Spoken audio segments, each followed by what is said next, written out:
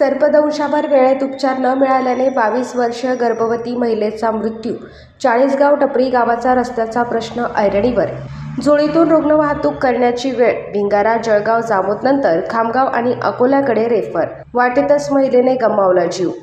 जळगाव जामोद तालुक्यातील भिंगारा गावापासून अवघ्या 2 किलोमीटर अंतरावर असलेल्या चाळीसगाव टपरी या आदिवासी बहुल गावातील 22 वर्षीय गर्भवती महिलेचा सर्पदंशावर वेळेत उपचार न मिळाल्याने दुर्दैवी मृत्यू झाल्याची घटना समोर आली आहे.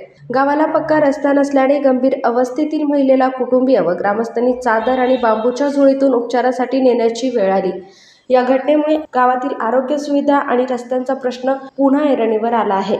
चाळीसगाव टपरी येथील साधुरी राधेश्याम खरात वय 22 वर्ष यांना 25 ऑगस्ट रोजी सर्पदंश झाला. सर्पदंशानंतर त्यांची प्रकृती बिघडू लागली. मात्र गावातून पक्का रस्ता नसल्याने त्यांना रुग्णालयात नेण्यासाठी मोठी कसरत करावी लागली.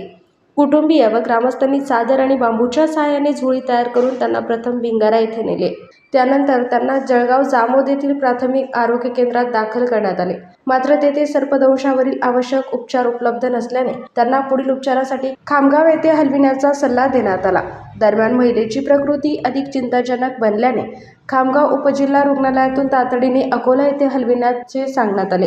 मात्र अकोल्याकडे नेत असताना वाटेतच साधुरी खरात यांचा मृत्यू झाला. या घटनेमुळे चाळीसगाव टपरीसह परिसरातील आदिवासी नागरिकांमध्ये तीव्र संताप व्यक्त होत आहे.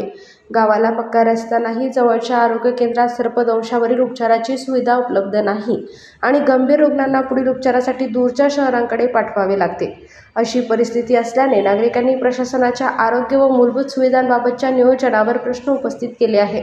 विशेषतः गर्भवती महिलांसारख्या अतिसंवेदनशील रुग्णाला आपत्कालीन परिस्थितीत वेळेवर रुग्णालयात पोहोचविणे अत्यंत महत्त्वाचे असते. मात्र रस्त्याअभावी झोळीतून रुग्ण वाहतूक करण्याची वेळ येणे ही या भागातील मूलभूत सुविधांची गंभीर स्थिती दर्शवणारी बाब असल्याची भावना ग्रामस्थांकडून व्यक्त होत आहे.